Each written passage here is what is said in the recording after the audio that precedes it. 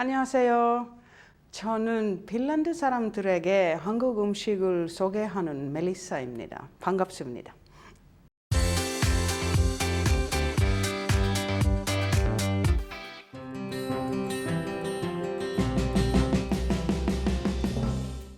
I went to study to Korea like 20 years ago and started eating Korean food and was studying there for 6 months, and when I came back to Finland I really sort of missed the Korean food, so I started to learn by myself how to cook Korean food. Yeah. I eat Korean food. Samgyeopsal is my absolute favorite. But what I'm maybe most confident about is my kimchi. I'm starting to get quite happy with that. Then also my je육볶음 is something I like, and then I have this I don't remember the name that we ate today, the gochu, the green peppers. I have the name in Korean somewhere.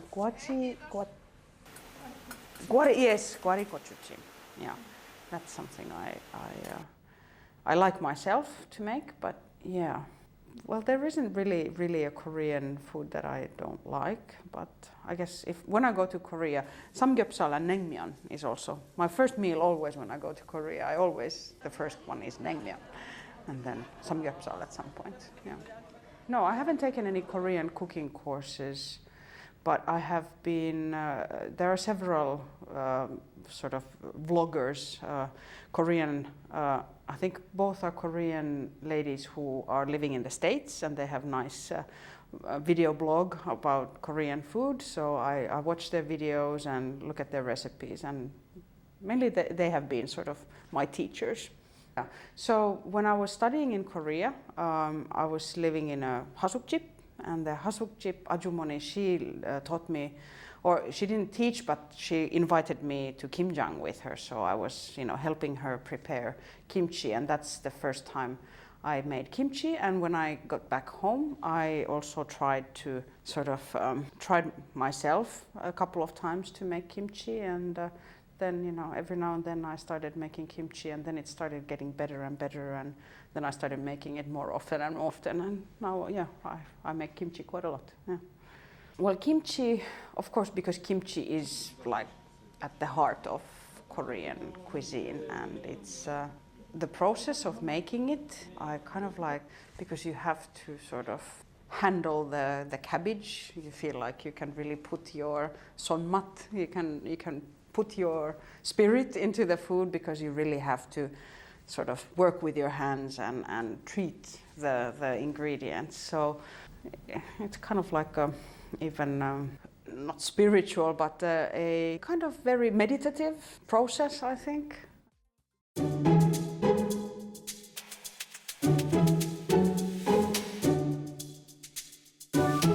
One important thing is that the satisfaction you get when you prepare food and you see other people enjoy something that you have made.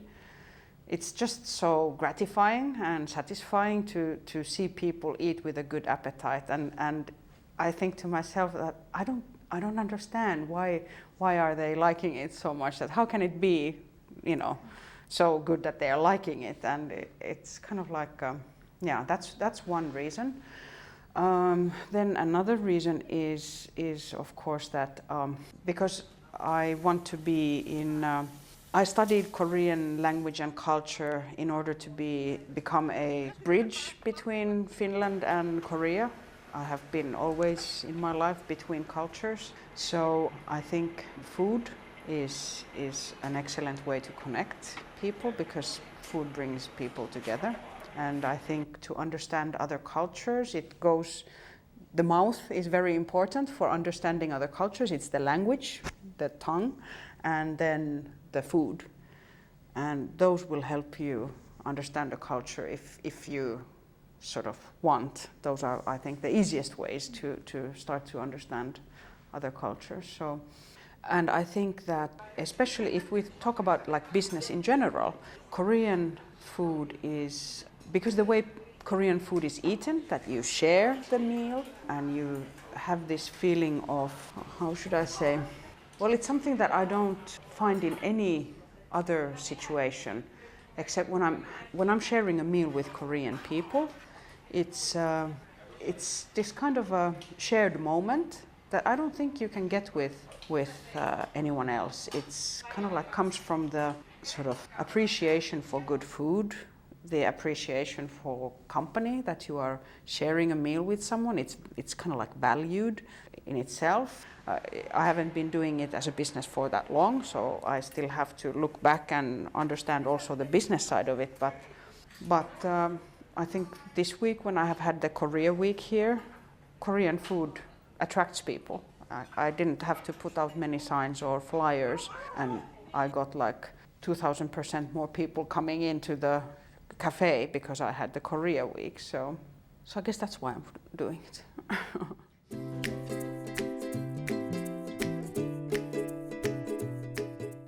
Nowadays, compared to when I started 20 years ago, you didn't really have any Korean food in the Asian food stores here. But nowadays you can find gochugaru, gochujang, doenjang, chamgirum, sort of the essentials you can find. Kennip, canned kennip, I cannot live without it. But I think maybe getting the ingredient is the most difficult part for some dishes, yeah. But then I can't really think of other difficult things. Because I want to have authentic Korean food. I don't want to have any fusion. Or, of course, sometimes, it's nice to have a fusion kind of thing, but mainly sort of I would want to have a reputation for having real Korean food. So to get a kind of like stamp of approval that from a Korean that yes, this tastes Korean. If I feed my Korean food or serve my Korean food to Finns or non-Koreans, if they don't know what real Korean food is, then even if they like it, I want to be able to be sure that they have eaten Korean food. Yeah.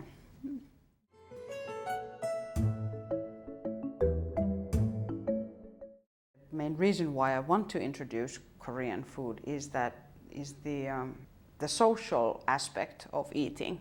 Like today, there was this group of students who came and, okay, I'll pay. Let's order like many things and I'll pay, and then we can share the bill and then we share the food. And I'm getting like goosebumps even now when I talk about it, because I'm like, this is what I want to see, that people sort of come together to enjoy a meal together. And you cannot do that if, this is my plate and I only eat from my plate and no one else eats from it.